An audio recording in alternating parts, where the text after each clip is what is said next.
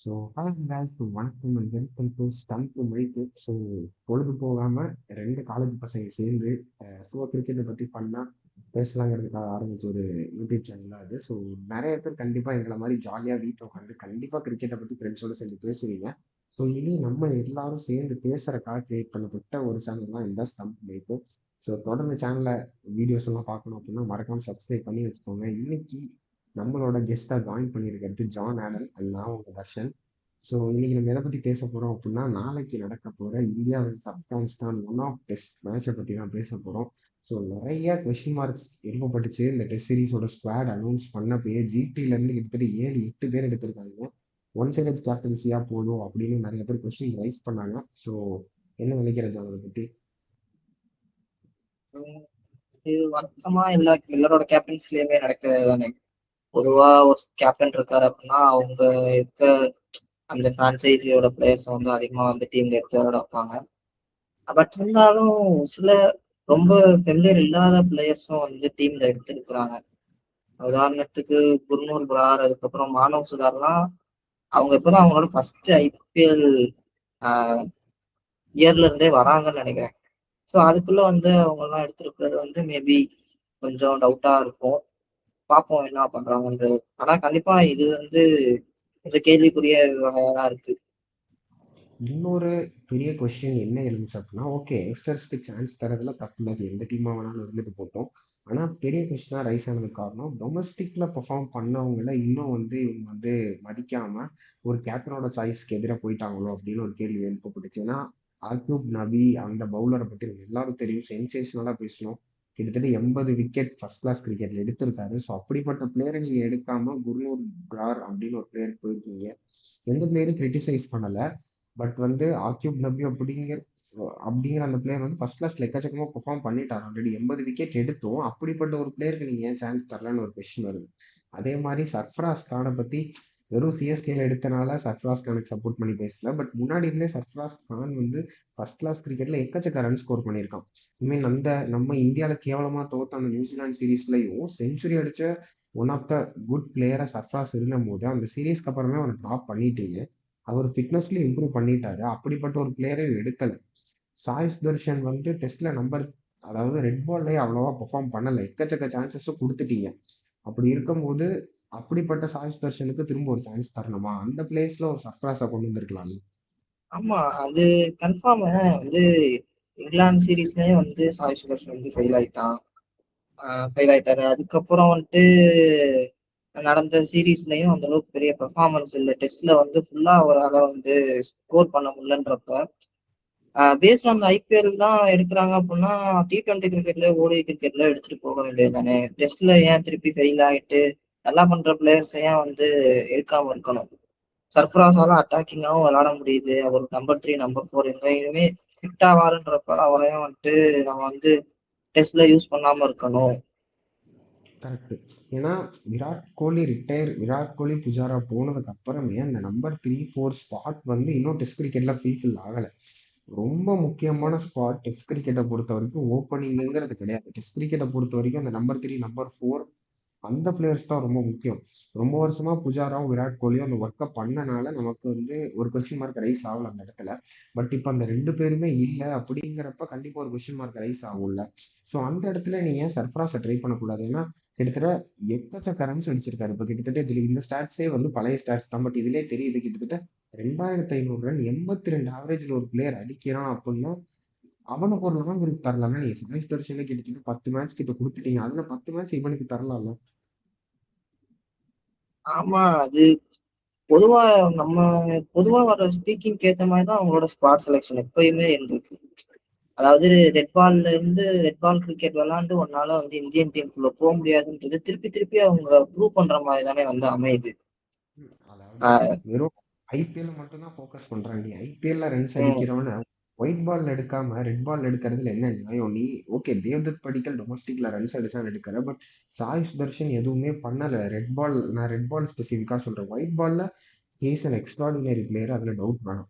But red பால் கிரிக்கெட்ல தான் வந்து இந்தியா வந்து ஒரு டவுன் ஃபால்ல இருக்காங்க. இந்த வேர்ல்ட் டெஸ்ட் சாம்பியன்ஷிப் பட்டியல்ல கூட ரொம்ப கீழ்த்தங்கி நம்ம இங்கிலாந்து மட்டும்தான் ஜெயிச்சிருக்கோம். வேற எந்த டீமையுமே ஜெயிக்கல. அவ்வளவு கேவலமா ஆடிக்கிட்டு இருக்கும்போது இங்கிலாண்டையுமே நம்ம டிரா தானே பண்ணிட்டு வந்தோம் சீரீஸ்.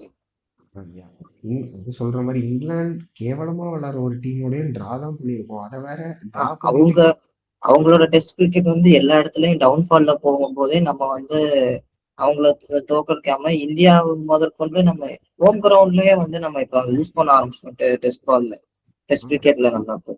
எக்கச்சக்க வருஷம் கழிச்சு ஸோ இந்தியால அந்த ஒரு நம்பிக்கையா நம்பர் 3 நம்பர் 4ல கேமை கொண்டு போற பேட்ஸ்மேன் இல்ல. இவன் சுமன் கில் ஓகே டீசெண்டா பெர்ஃபார்ம் பண்றாரு. பட் ரெட் பால்ல இன்னும் சுமன் கில் ப்ரூவன் கிடையாது. வெறும் இந்த ஒரு 4 மேட்ச் 5 மேட்ச் ஆடினதை வச்சு சுமன் கில்ல ரெட் பால்ல பெரிய பிளேயர் சொல்ல முடியாது. ஏன்னா சுமன் கில் எப்பவுமே ரெட் பால்ல நல்லா பண்ணது கிடையாது.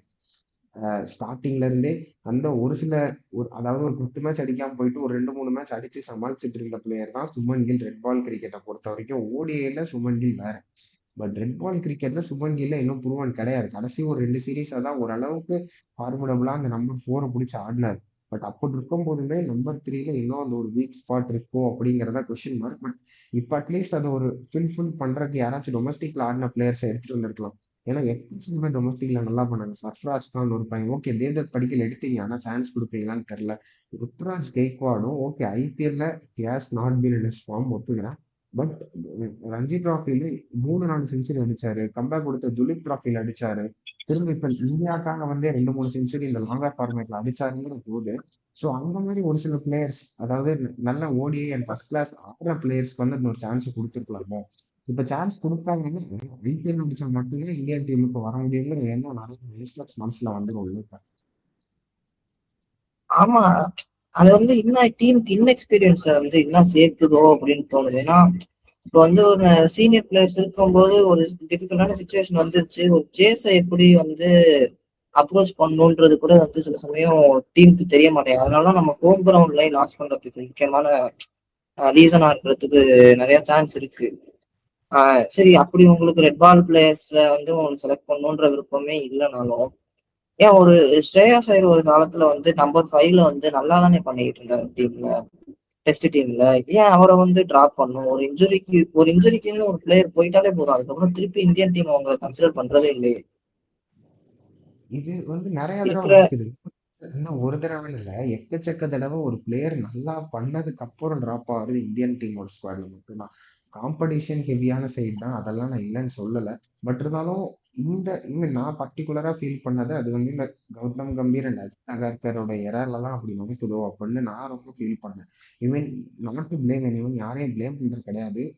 தேனோ அவங்களுக்கு தெரியும் என்ன பண்றாங்க அப்படின்ட்டு. பட் இப்படி எல்லாம் அவங்க பண்றதுனால ஒரு யங்ஸ்டரோட மைண்ட்ல ஓகே நம்ம கிடைக்கிற அந்த ஒரு மேட்ச் அடிச்சாலுமே நமக்கு இப்ப சான்ஸ் கிடைக்க மாட்டேங்குதுன்னு ஒரு தாட் வந்துரும்ல.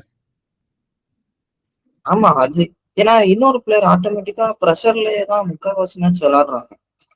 இப்ப அஹ் இந்த அஜித் அகர்கர் கம்பீரோட இதுன்னு வரும்போது நான் சொல்றேன், ஈவன் சஞ்சு சாம்சன் என்னதான் T20 வேர்ல்ட் கப்ல மேன் ஆஃப் த டோர்னமெண்டா வந்து நம்ம எல்லாரும் பார்த்தாலுமே, அவரே டிராப் பண்ணப்பட்டு தான் திருப்பி T20 வேர்ல்ட் கப்ல எடுத்துட்டு வந்தாங்க. ம். ஸோ இன்னொரு ஒரு பிளேயருக்கு சான்ஸ் கொடுக்கும் போதே அவருக்கு வந்து கழுத்துல கத்தி வச்சு அனுப்புனா வந்து அது எப்படி எப்படி நீங்க வந்து ஒரு சுப்மன் கில்ல ஒரு காலத்துல ட்ரஸ்ட் பண்ணி எடுத்தீங்களோ அதே மாதிரி தானே மற்ற பிளேயரையும் ட்ரஸ்ட் பண்ணி நீங்க வந்து விளையாட வைக்கணும். ம். இப்போ சர்ஃபராஸ் கான் நீங்க சொன்ன மாதிரி ஒரு செஞ்சுரி அடிச்சதுக்கு அப்புறம் அவரை டிராப் பண்ணா அப்ப அவரோட மைண்ட் செட் வந்து எந்த மாதிரி ஓடும்? ஒரு பிளேயருக்கு அந்த முழு ஃப்ரீடம் கொடுக்குறாங்களா டீம் இந்தியா? மேபி அவங்க நிறைய வந்து காம்படிஷன் இருக்கனால மேபி செலக்ஷனே வந்து குழப்பத்துல தான் நடக்குதோ அப்படின்ற மாதிரி.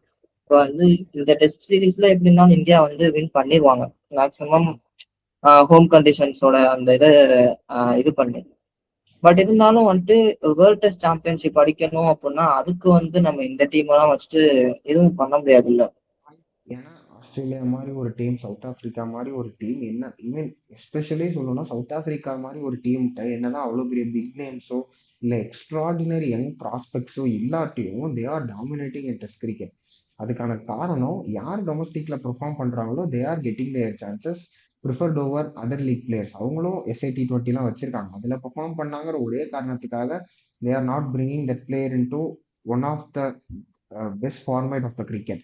அவங்க வந்து நீ இந்த ஃபார்மேட்ல நல்லா பண்ணினா மட்டும்தான் உனக்கு இந்த ஃபார்மேட்ல சான்ஸ் அப்படிங்கிற மாதிரி ஒரு நல்ல கோச்சிங் செட்டப் வச்சிருக்காங்களோ அப்படின்னு நான் ஃபீல் பண்றேன்.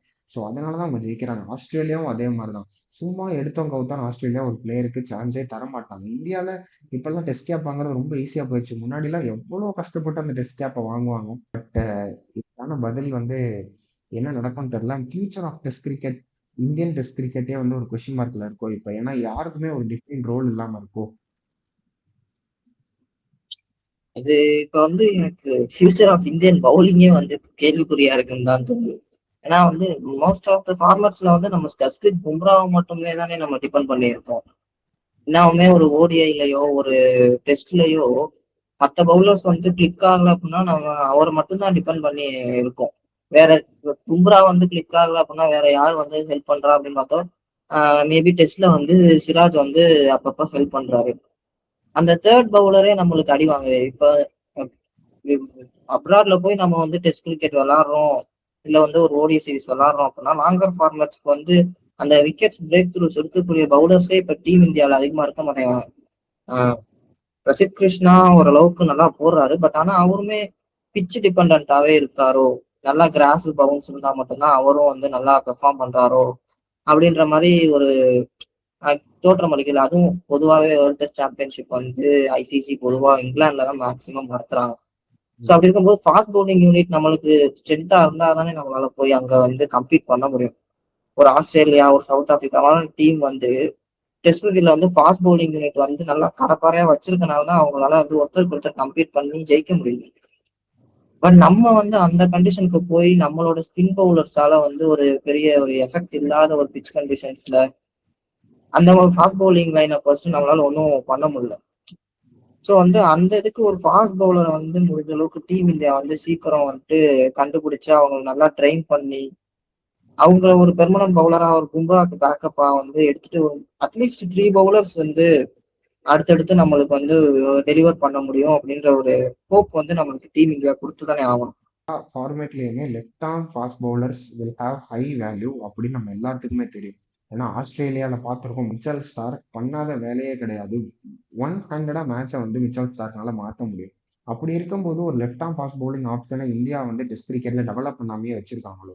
மேபி ஒரு ஹர்ஷ்தீப் சிங்க்கு முன்னாடி இருந்தே சான்ஸ் கொடுத்துருக்கலாம். ஏன்னா he has done well in first class cricket.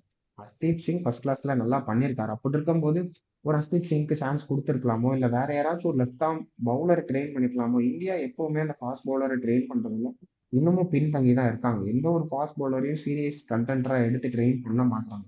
ஏன்னா உம்ரான் மாலிக் மாதிரி ஒரு பிளேயரை ட்ரெயின் பண்ணியிருந்தா he could have been a different piece. ஏன்னா நிறைய நாள் சீக்காவே சொல்லியிருக்காரு, டெஸ்ட் கிரிக்கெட்ல உம்ரான் மாலிக்கை ட்ரெயின் பண்ணுங்க. ஏன்னா 155 கன்சிஸ்டன்டா போடுறதெல்லாம் பெரிய டாஸ்க். எல்லா டீம்லயும் அப்படி ஒரு பவுலர் இருக்காங்க. ஸோ இல்லாட்டி இப்ப ரீசெண்டா மயங்க் யாதவ் கூட ட்ரெயின் பண்ணிருக்கலாமோ. ஆனா அப்படி ஒரு கான்சென்ட்ரேஷனே இல்லாம இருக்கும். ஆமா, அந்த விஷயத்துல வந்து எப்பயுமே லாக் ஆகுங்க. ஒரு மீடியம் பேசறால வந்துட்டு ஒரு அப்ராட் கண்ட்ரீஸ்ல வந்துட்டு அந்த அளவுக்கு டெலிவர் பண்ண முடியாது. ஏன்னா அவரோட பேச வந்து அவங்களால ஈஸியா டேக்கிள் பண்ண முடியும். ஸோ வந்து நல்லா ஃபாஸ்டாவும் வந்து போடுற பவுலர்ஸால தானே இது பண்ண முடியும். சிராஜ் வந்து சீமை பிடிச்சி நியூ பால்ல நல்லா அவரால் போட முடியும். பும்ராவால எல்லா இடத்துலயும் பேஸ் போட முடியும். பட் ஆனா அந்த தேர்ட் பவுலர் வந்து நம்மளுக்கு கொடுக்க மாட்டேங்கிறாங்க அந்த ஒரு இதை. ஏன்னா நம்ம நீங்க சொன்ன மாதிரி ஹர்ஷித் ராணா வந்து ட்ரை பண்ணி பார்க்குறோம். பிரசித் கிருஷ்ணா வந்து பிச்சு நல்லா இருந்துச்சு அப்படின்னா பிச்சுக்கு ஏற்ற மாதிரி கூப்பிட்டு வராங்க. திடீர்னு ஆகாஷ் தீப் விளையாட வைக்கிறாங்க. எல்லாருமே நல்லா பண்றாங்க. ஆனா எந்த மேட்ச் பண்றாங்க, ஒரு மேட்ச் பண்ணாங்கன்னா இன்னொரு மேட்ச் அவங்கள்ட்ட இருந்து வரமாட்டாங்க. எல்லா மேட்சும் இந்த கன்சிஸ்டன்சி இருக்கா அப்படின்றது கிடையாதுல்ல. இப்ப அவங்க யாருமே கிளிக் ஆகாத நேரத்துல பும்ராவும் நம்மளுக்கு கிளிக் ஆகலைன்னா அப்ப நம்ம என்ன பண்ண முடியும்? பேட் டேஸ் வரதான் செய்யும். ஆனா அதுக்காக வந்துட்டு நம்ம நம்மளோட சைட்ல இருந்து இருக்க எஃபர்ட் நம்ம போடாம இருந்தோம்னா அப்ப நம்மளுக்கு கப்படிக்கிறதுலாம் ரொம்ப கஷ்டமா தானே இருக்கும், டிராஃபி வின் பண்றது அப்படின்றது. சௌரவ் கங்குலியோட கேப்டன்சில இந்தியன் டெஸ்ட் கிரிக்கெட் எவ்வளவு டெவலப் ஆச்சுன்னு பார்த்தோம்.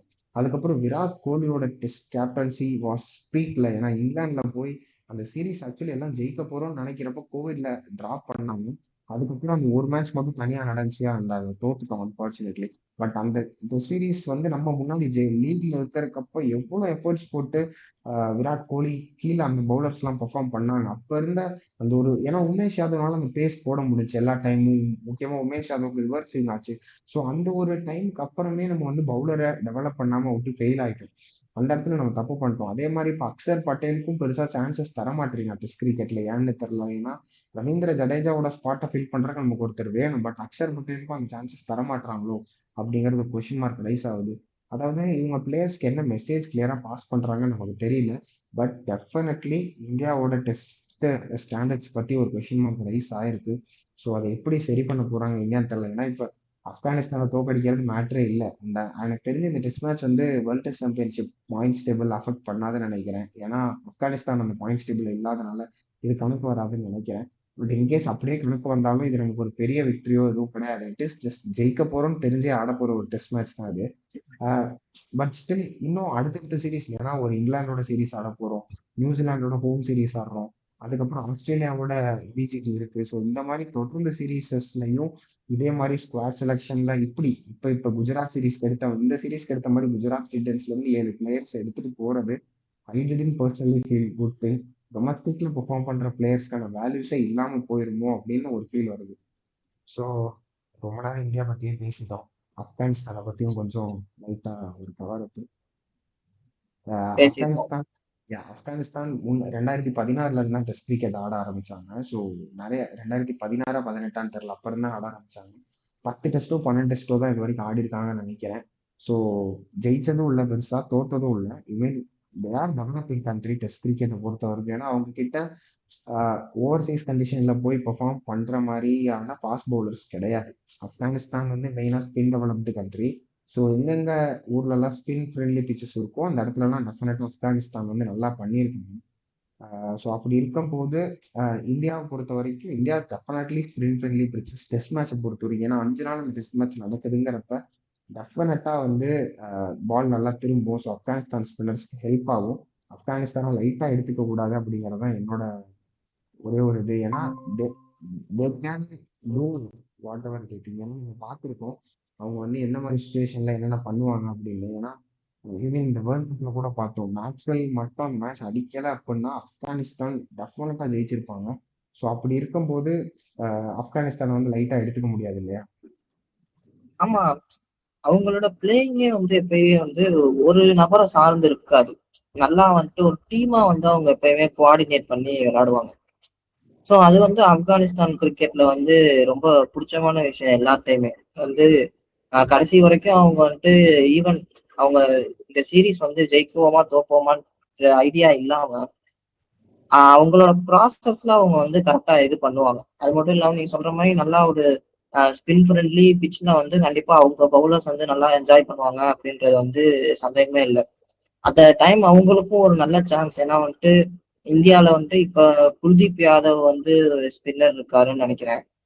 ஆஹ் அந்த லீடிங் ஸ்பின்னர் ஜடேஜா வந்து பொதுவா போன சீரீஸ்ல எல்லாம் ஆடி இருந்தாங்க. இப்ப அவருக்கு வந்து ஒரு பெஸ்ட்னு நினைக்கிறேன் சீரீஸ் அவர் இல்லை.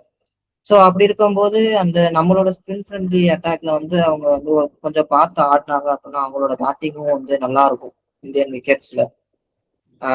ஸோ வந்துட்டு அவங்கள்ட்ட இருந்து குட் கிரிக்கெட் வந்து நம்மளால இது பண்ண முடியும். அதாவது சுருக்கமா சொல்லணும்னா ஆப்கானிஸ்தான் அவங்க வந்து ஒரு டெவலப்பிங் கண்ட்ரி தான். ஸோ நிறைய விஷயங்கள் அவங்ககிட்ட இருந்து நம்ம எக்ஸ்பெக்ட் பண்ண முடியாது.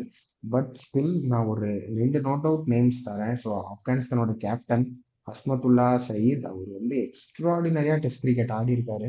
ஸோ வேணா அவரோட ஃபர்ஸ்ட் கிளாஸ் ஸ்டாட்ஸ் மட்டும் பார்ப்போம். ஸோ அவரோட டெஸ்ட் ஸ்டாட்ஸ் பாரு, 11 மேட்ச்ல 771 ரன் அடிச்சிருக்காரு 48 ஆவரேஜ்ல. ஈவன் தோ அது எதுவுமே பெரிய கண்ட்ரிஸ் அகேன்ஸ்டா வராட்டியும் பட் ஸ்டில் அவங்கள பொறுத்த வரைக்கும் அது ஒரு பெரிய விஷயம். ஸோ அப்படிங்கிறப்ப இந்த மாதிரி ஒரு சில சின்ன சின்ன நேம்ஸ் வந்து நம்ம பார்க்கணும். ஏன்னா if they stand through out ஒரு 50 ஓவர்ஸ் 60 ஓவர்ஸ் டெஃபினட்டா he can score century. So அந்த மாதிரி ஒரு பிளேயர் ஹஸ்மத்துல்லா சயீத். அவரும் கேப்டன் அப்படிங்கறனால டீமை வந்து நான் நின்னாதான் மேட்ச் ஜெயிக்க முடியும் அப்படிங்கிற ஒரு மைண்ட் செட் வச்சு மேட்ச்ல நின்று டீம் இன்டெப்தா எடுத்துட்டு போறாரு. ஸோ அதுவே ஒரு பெரிய விஷயம். ஸோ ஒரு டபுள் செஞ்சுரி அடிச்சிருக்காரு டெஸ்ட் கிரிக்கெட்ல. அது ஒரு சில ஆப்கானிஸ்தான்ல யங்ஸ் டெவலப்பிங் ஸ்டார்ஸ் இருக்காங்க. ஸோ அவங்க நல்லா பண்ணாங்க அப்படின்னா இந்தியாவை எக்ஸ்பெக்ட் பண்ண முடியாது. டெஃபினட்டா அந்த டெஸ்ட் மேட்ச்ல இந்தியா தான் ஜெயிக்க போறாங்க. இந்த மேட்ச் டிரா ஆகறதுக்கான பாசிபிலிட்டிஸ் கூட ரொம்ப கம்மி தான். பட் ஸ்டில் ஆப்கானிஸ்தான் ஒரு டெவலப்பிங் டெஸ்ட் நேஷன் அப்படிங்கறனால they can definitely get 2 or 3 good positive things from this match இல்லையா? கண்டிப்பா நல்ல நீங்க சொல்ற மாதிரி உங்க ஸ்டாட்ஸ்லாம் ரொம்ப இம்ப்ரெசிவா இருக்கு. அது மட்டும் இல்லாம அந்த அஸ்மதுல்லா ஒமர்சாய் அவரோட பவுலிங்குமே வந்து எனக்கு ரொம்ப பிடிக்கும். பொதுவா வந்து இந்தியன் விக்கெட்ஸ் எந்த விக்கெட்ஸ்லயுமே அவரோட பவுலிங் வந்து நல்லா பேட்ஸ்மேன்ஸ் வந்து கொஞ்சம் ஸ்ட்ரகிள் பண்ணும். நல்ல குட் லைன் அண்ட் லென்ஸ்ல அடிப்பாரு. ஸோ வந்து அவங்கள்ட்ட இருந்து கம்பீட் எதிர்பார்க்கலாம். பட் ஸ்டில் இந்தியாவோட அப்பர் ஹேண்ட் வந்து இந்த டெஸ்ட் சீரீஸ்ல இருக்கதான் போகுது. இருக்கிற பிளேயர்ஸ் எல்லாம் நல்லா பண்ணுவாங்க அப்படின்னு நம்ம நம்பலாம். அண்ட் ஸோ அவ்வளோதான். ஸோ இந்த மேட்ச்ல எனக்கு தெரிஞ்சு கண்டிப்பா இந்த மேட்ச் வந்து பஞ்சாபோட ஹோம் ஸ்டேடியம்ல செகண்ட் ஹோம் ஸ்டேடியம்ல நடக்குதுன்னு நினைக்கிறேன், நியூ சண்டிகர்ல. ஸோ டெஃபினட்டா வந்து எப்படி இந்தியா தான் ஜெயிக்க போறாங்க. ஸோ 3 days மேட்ச் போகாது. Maybe 3 days, at least maximum 4 days தான் போகும். ஸோ இந்தியா டாமினேட் பண்ணி ஜெயிப்பாங்கிறது என்னோட கருத்து. கண்டிப்பா சுமன் கில் ஒரு செஞ்சுரி அடிச்சிருவான், டவுட்டே வேணாம். சுமன் கில் இந்த சீரீஸை வந்து கரெக்டா யூஸ் பண்ணிப்பான் பேரை காப்பாத்திக்கிறதுக்கு. தெரியல தானே எப்படி போக போகுது அப்படின்னு சொல்லிட்டு. பட் நிறைய நியூ ஃபேஸஸ் கண்டிப்பா இந்தியாவில இருந்து. சிராஜ் வந்து ஆட மாட்டான்னு சொல்றாங்க. ஏன்னா சிராஜுக்கு வந்து ரெஸ்ட் தர போறதா, லாங் ஐபிஎல் சீசன் இருந்தனால ஒரு ரெஸ்ட் தர போறதா ஒரு சில நியூஸஸ் எல்லாம் வந்துச்சு. ஸோ அந்த Gurnoor Brar is going fast to make, பவுலிங்ல சிராஜும் இல்லையா? ஓ, அந்த குர்னூர் பிரார் அப்படிங்கிற அந்த ஃபாஸ்ட் பவுலர் டெபியூ பண்ண போறதாக ஒரு சில லீக்ஸ் எல்லாம் பார்த்தேன். ஸோ அப்படி இருக்கும்போது சிராஜ் எடுக்காமலே இருந்திருக்கலாம் ஸ்குவாட்ல. மேபி ஆக்யூப் நபி அந்த இடத்துல ஒரு ஃபில்லினா இருந்திருக்கலாம். பட் ஸ்டில் நிறைய கொஸ்டின் மார்க்ஸ் இருக்கு செலெக்ஷன் கமிட்டி மேல. பட் ஸ்டில் பொறுத்திருந்து பார்ப்போம். இந்தியாவை பொறுத்த வரைக்கும் 2 3 டெபியூட்டன்ஸ் இருப்பாங்கன்னு நினைக்கிறேன். ஸோ நல்லா பண்ணாங்கன்னா it's okay good. But still என்ன கொஸ்டின் பண்ணா பெர்ஃபார்ம் பண்ண பிளேயர்ஸ்லாம் என்ன பதில் சொல்ல போறாங்கிறது தான். பரவாயில்ல. ஆனா ஜிடிக்கு வந்து கொஞ்சம் ஓரளவுக்கு கேப்டன்சி வைஸ் நல்லா பண்ணியிருக்காரு அப்படின்றத வந்து பெரிய அளவுல மாற்று கருத்து இல்லை. பட் ஆனா அந்த இந்தியன் டீம்ல வந்து அதை இது பண்ணணும். இவந்தோ வந்துட்டு அவங்களோட ஒரு கோர் லைனப் வந்து பெர்ஃபார்ம் பண்ணனால்தான் அவங்க ஐபிஎல் நல்லா பண்ணாங்கன்னாலுமே ஒரு சில இடத்துல எடுத்த டெசிஷன்ஸ் வந்து நல்லா இருந்துச்சு. மேபி அது இந்தியன் கேப்டன்சியும் இருக்கிற அந்த ஒரு எக்ஸ்பீரியன்ஸ்னால இருக்கலாம். பட் ஆனா ஐபிஎல் வேற இந்தியன் டீம் வேற அப்படின்றத புரிஞ்சுக்கிட்டு கரெக்டா வந்து பவுலர்ஸை இப்பல இருந்தே வந்து நெக்ஸ்ட் இயர் வேர்ல்டு கப்புக்கு, ஏன்னா வேர்ல்டு கப் நம்ம அடிச்சு ரொம்ப வருஷம் ஆகுது. 3 வேர்ல்டு கப் வந்து முடிஞ்சிச்சு. போன வேர்ல்டு கப் நம்ம எல்லாருக்குமே கஷ்டமா தான் இருக்கு. ஏன்னா ஒரு மேட்ச் தோக்கா மட்டும் ஃபைனல்ல மட்டும் தோத்துட்டோமே அப்படின்ற அந்த ஒரு இது இருக்கும். ஸோ வந்துட்டு அப்ப அந்த ரோஹித்தோட பிளேஸை ரீப்ளேஸ் பண்ணதுக்கு அவர் வந்து ஒரு இதை எடுத்து கொடுக்கணும் அப்படின்றது நம்ம எல்லாரோட ஆசை தான். பார்ப்போம் என்ன பண்றாங்க அப்படின்றது. ஸோ ஓகே guys, ஸோ சரி, இதோட வந்து வீடியோவை வீடியோ முடிச்சுப்போம். ஸோ பிடிச்சிருக்கோம். ஆமா, திரும்ப அடுத்த வீடியோல வந்து சந்திக்கிறோம். அடுத்து வந்து அந்த ஓடி சீரிஸ் ஆரம்பிக்கிறதுக்கு முன்னாடி ப்ரிவியூவோட வருவோம். So until then it's Tata bye and see you. Take care from Team Stump. Bye. Bye guys. Bye.